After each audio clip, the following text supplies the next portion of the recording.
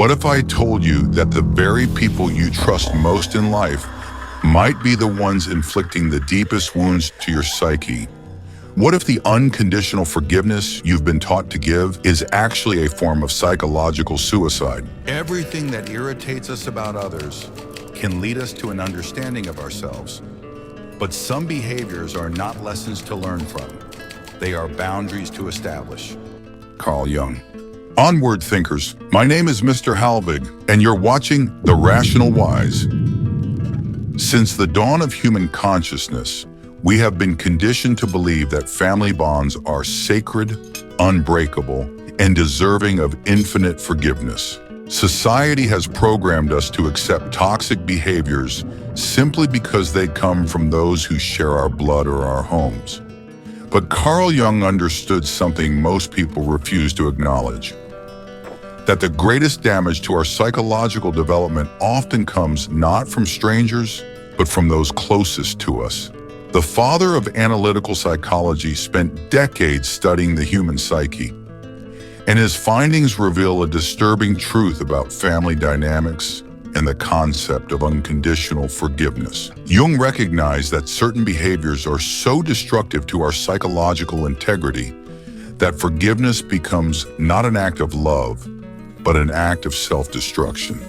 He understood that boundaries are not walls we build to keep others out, but foundations we establish to keep ourselves whole. Over the next 23 minutes, we will journey into the depths of Jung's psychological framework and extract 7 behaviors that, according to his analysis of the human psyche, should never be forgiven, not even from family members. This is not about holding grudges or seeking revenge. This is about psychological survival and the preservation of your authentic self. Prepare yourself, because what you're about to learn will challenge everything you've been taught about family, forgiveness, and the price of unconditional love.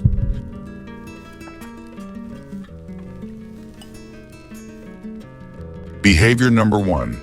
The first behavior that Jung identified as unforgivable is the systematic destruction of your individual identity. This occurs when family members consistently refuse to acknowledge who you truly are, instead projecting their own desires, fears, or unresolved issues onto you. Jung called this phenomenon psychological colonization. It happens when a parent or family member treats you not as an individual with your own thoughts, dreams, and personality, but as an extension of themselves or a vessel for their unfulfilled ambitions. Consider the historical case of Mozart's father, Leopold. While Wolfgang Amadeus became one of history's greatest composers, his father's relentless control and projection of his own failed musical ambitions onto his son created a dynamic of psychological suffocation. Leopold saw Wolfgang not as a unique individual, but as a means to achieve the recognition he himself never received. This pattern of using a child to fulfill parental desires is what Jung identified as one of the most destructive forces in human development. In our modern world, this manifests as parents who force their children into careers they despise, family members who refuse to accept your sexual orientation or life choices, or relatives who consistently tell you who you should be rather than accepting who you are. The psychological damage is profound because it attacks the very core of your being, your right to exist as yourself. The arsenal here is simple but powerful. First, you must recognize that your individual identity is not negotiable. When someone consistently refuses to see you as you are, they are not loving you. They are loving their projection of you. And projections are not people, they are fantasies. Second, establish clear verbal boundaries by stating your authentic self without apology or justification. Behavior number 2. The second unforgivable behavior is emotional vampirism. the systematic draining of your emotional energy for their psychological satisfaction. Jung observed that some individuals operate as emotional parasites, feeding off the emotional reactions and energy of others to sustain their own psychological equilibrium. This behavior is rooted in what Jung called the shadow self, the parts of ourselves we refuse to acknowledge. When someone hasn't integrated their shadow, they often project it onto others and then feed off the emotional chaos that results. They create drama, crisis, and conflict not accidentally, but as a means of psychological sustenance. The ancient Greek myth of the Empusa illustrates this perfectly. Empusa was a shape-shifting demon who would seduce men and then drain their life force during intimate moments. She appeared beautiful and loving, but her true nature was parasitic. This is the essence of emotional vampirism, the appearance of care masking the reality of exploitation. In contemporary terms, this is the family member who always has a crisis that requires your emotional labor, the parent who creates drama whenever you're succeeding in life, or the sibling who consistently brings chaos into your peaceful moments. They may claim to love you, but their actions reveal their true addiction, your emotional energy.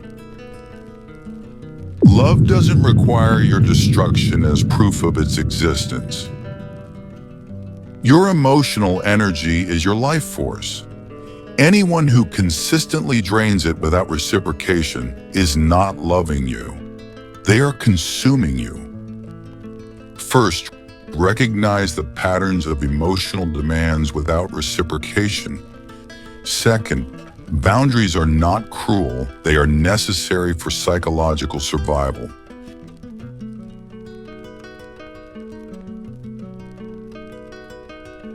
Behavior number 3. The third behavior that Jung deemed unforgivable is the weaponization of intimacy, using the vulnerabilities you've shared as ammunition against you. This occurs when family members take the secrets, fears, or insecurities you've entrusted to them and use them to manipulate, control, or humiliate you. Jung understood that intimacy is sacred precisely because it requires the temporary lowering of our psychological defenses. When someone violates this trust, they are not just breaking a confidence, they are attacking the very mechanism that allows human connection to exist. History provides us with the example of Brutus and Julius Caesar.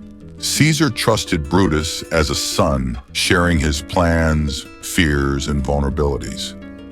When Brutus participated in Caesar's assassination, the betrayal was so profound not because of the physical act, but because it represented the weaponization of intimate trusts. Et tu, Brute, and you, Brutus, captures the unique agony of betrayal by someone who held your trust. In modern family dynamics, this manifests as parents who use your childhood traumas against you during arguments, siblings who publicly humiliate you with information you shared in confidence, or partners who threaten to reveal your secrets during conflicts. The psychological damage is severe because it makes you afraid to be vulnerable again, essentially cutting you off from authentic human connection. If you're enjoying the content, don't forget to hit the like button. It helps more than you think. Now let's continue. The weapon against this behavior has two edges. First, recognize that someone who weaponizes your vulnerabilities has revealed their true character. They have shown you that they value winning over loving, control over connection. Second, this is information you must accept and act upon by limiting future intimate disclosures with this person.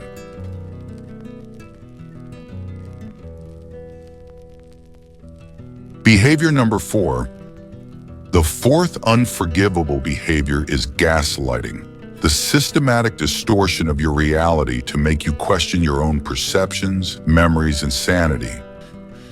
Jung recognized this as perhaps the most insidious form of psychological abuse because it attacks the very foundation of your ability to trust yourself.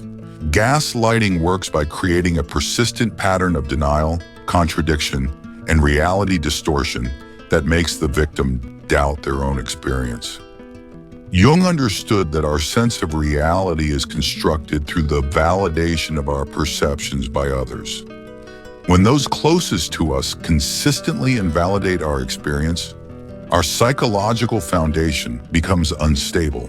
The term comes from the 1944 film Gaslight, where a husband systematically manipulates his wife's environment and then denies her perceptions of these changes, making her believe she's going insane. But Jung recognized this pattern long before the film, identifying it as a form of psychological warfare that destroys the victim's ability to trust their own mind.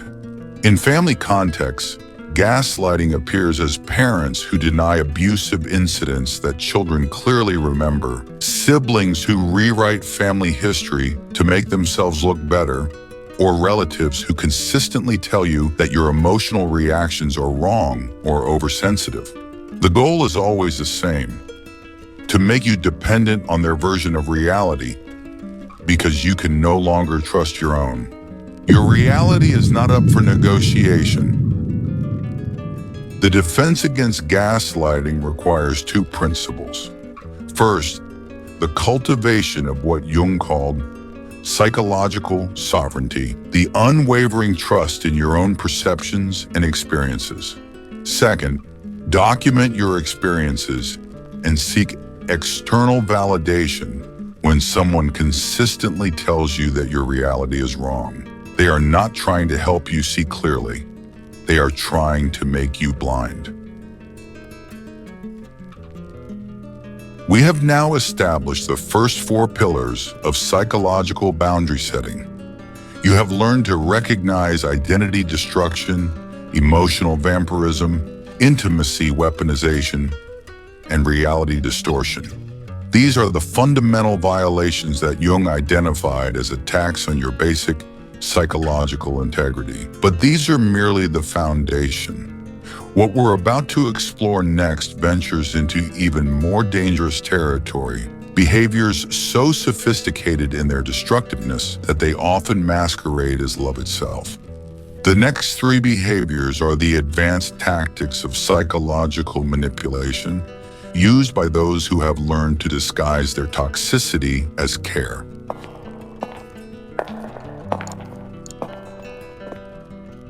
Behavior number 5.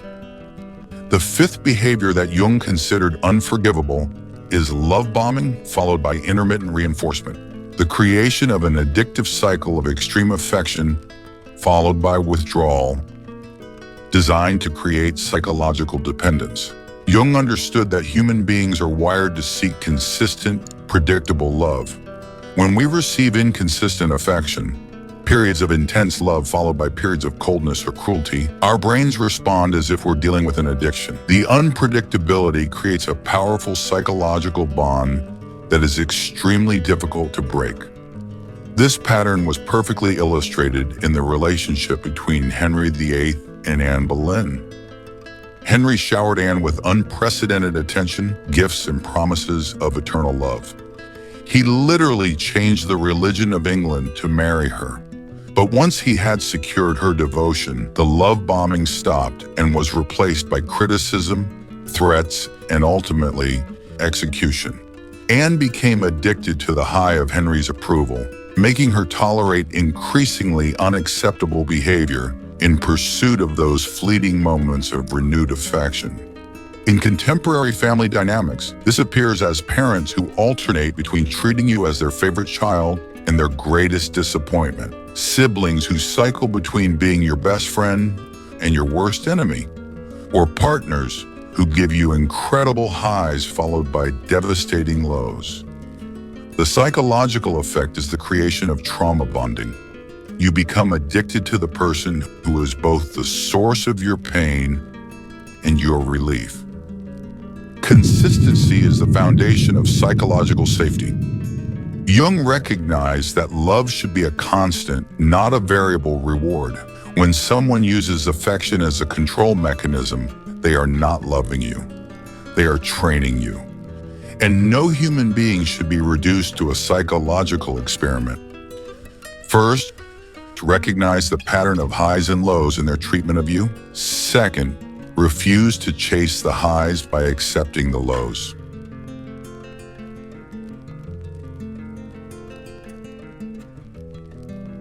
Behavior number 6. The sixth unforgivable behavior is triangulation.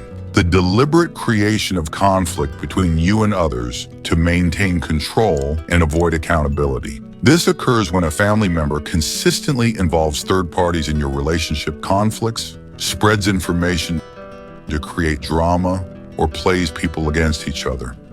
Jung understood triangulation as a manifestation of the manipulator's inability to handle direct, honest relationships. Instead of dealing with conflicts directly, they create a web of secondary relationships that serve as both weapons and shields. The triangulator remains at the center, controlling the flow of information and emotional energy. The historical example of Cardinal Richelieu, chief minister to Louis XIII of France, demonstrates this perfectly. Richelieu maintained his power by creating and managing conflicts between various nobles, ensuring that their energy was spent fighting each other rather than challenging his authority. He would share selective information with different parties, creating suspicion and conflict, while positioning himself as the indispensable mediator. In family systems, triangulation manifests as parents who tell each child different versions of family problems, siblings who involve extended family and personal conflicts, or relatives who consistently gossip and spread information designed to create drama. The goal is always to avoid direct accountability while maintaining control over the family's emotional dynamics.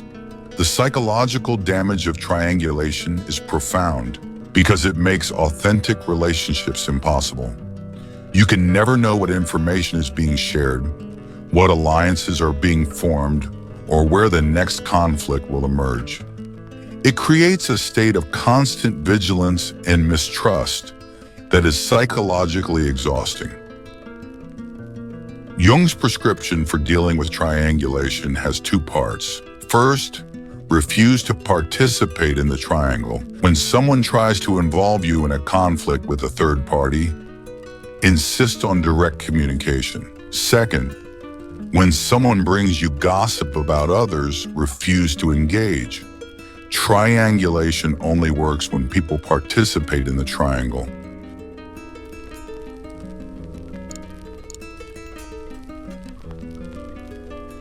Behavior number 7. The seventh and final behavior that Jung deemed unforgivable is the sabotage of your growth and success. This occurs when family members consistently undermine your achievements, discourage your dreams, or actively work to prevent your psychological and material advancement.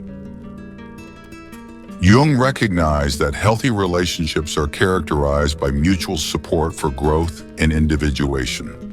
When family members consistently sabotage your progress, they reveal their deep-seated fear of your independence and success. They prefer you weak and dependent because it serves their psychological needs. This behavior is perfectly illustrated in the biblical story of Joseph and his brothers. Joseph had dreams of greatness and the natural gifts to achieve them. Instead of celebrating his potential, his brothers became consumed with envy and resentment. They sold him into slavery rather than support his growth, because his success threatened their own self-perception and family position. In modern contexts, this appears as parents who criticize your achievements, minimize your successes, or actively discourage you from pursuing opportunities. It manifests as siblings who become distant when you succeed, family members who predict your failure, or relatives who consistently redirect conversations away from your accomplishments. Your success is not a threat to those who truly love you. The psychological impact of growth sabotage is particularly destructive because it attacks your natural drive towards self-actualization. Jung believed that the fundamental human drive is toward wholeness and growth. When family members consistently oppose this drive, They are essentially opposing your nature as a human being. The defense against growth sabotage operates on two levels. First, recognize that your success and happiness are not dependent on family approval. Those who truly love you will celebrate your growth, even when it makes them uncomfortable. Second, those who sabotage your progress are not acting from love. They are acting from fear, envy, and the need to control. Distance yourself accordingly. Let me ask you this. Which of these 7 behaviors resonates most deeply with your own experience? Which pattern have you recognized in your own family dynamics? Let me know what you think in the comments. I read every single one. And of course, subscribe for more high-value content. We have journeyed through Jung's framework of psychological boundaries, examining 7 behaviors that attack the very foundation of your psychological integrity: identity destruction, emotional vampirism, intimacy weaponization, reality distortion, addictive love patterns, triangulation, and growth sabotage. Together, these behaviors form a comprehensive system of psychological control that keeps you small, dependent, and disconnected from your authentic self. Jung understood that recognizing these patterns is not about becoming cold or unloving. It is about becoming psychologically sovereign. The path forward requires what Jung called conscious choice, the deliberate decision to prioritize your psychological health over social expectations.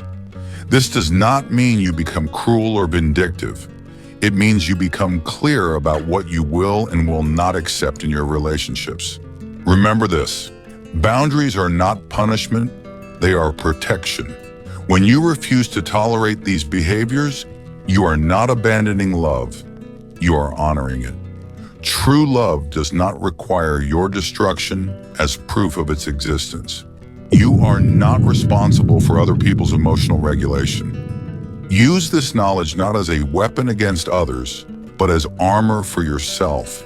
Let it guide you toward relationships that honor your humanity rather than exploit it. Let it remind you that your psychological well-being is not negotiable, regardless of who challenges it. Your individuation, your journey toward becoming who you truly are, is the most important work you will ever do.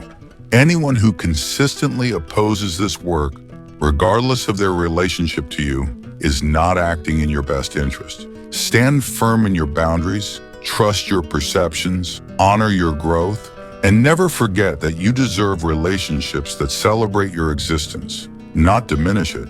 The choice is yours. The power is within you. The time is now. Onward, thinkers!